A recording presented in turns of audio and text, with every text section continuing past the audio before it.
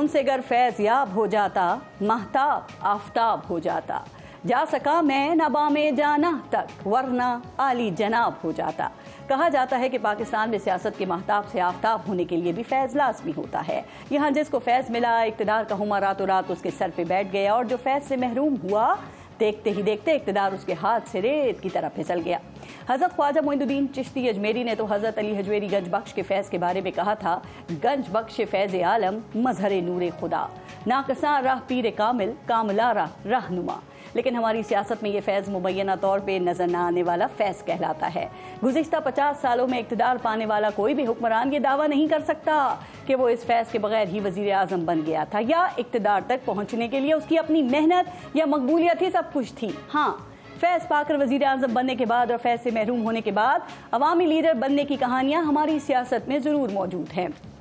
پہلے عوامی وزیر اعظم بھٹو صاحب کو بھی اس وقت سیاسی عروج ملا جب ان کی اپنی صلاحیتوں میں یہی فیض شامل ہوا۔ ان کو یہ فیض پہلے ایوب خان اور پھر یحییٰ خان کی صورت میں حاصل ہوا، لیکن ضیاء الحق کے آنے کے بعد وہ فیض سے محروم ہوئے تو فیض کی زبانی یہ کہنا پڑا کہ مقام فیض کوئی راہ میں جچا ہی نہیں، جو کوئے یار سے نکلے تو سوئے دار چلے۔ اس فیض کی ایک خاصیت یہ ہے کہ اگر یہ فیض حاصل کرنے کے لیے سیاستدان ہر وقت قطار میں لگے دکھائی دیتے ہیں تو اس فیض کو بھی کہیں چین نہیں ملتا، وہ بھی کسی نہ کسی کو ملنے کے لیے بے چین رہتا ہے۔ اسی لیے بھٹو صاحب کے سوئے دار جاتے ہی یہ فیض میاں محمد نواز شریف کو منتقل ہو گیا۔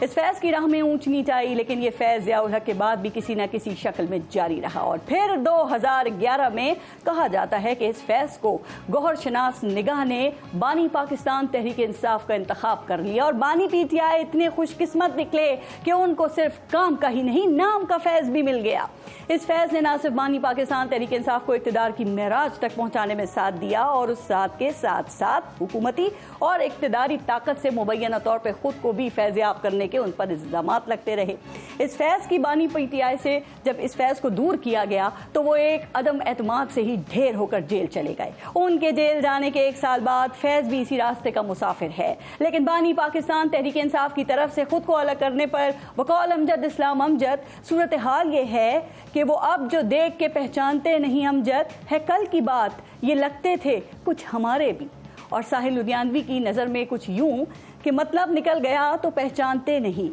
یوں جا رہے ہیں جیسے ہمیں جانتے ہی نہیں۔ یہ پہچاننے اور نہ پہچاننے کی صورتحال اب کس طرف جائے گی؟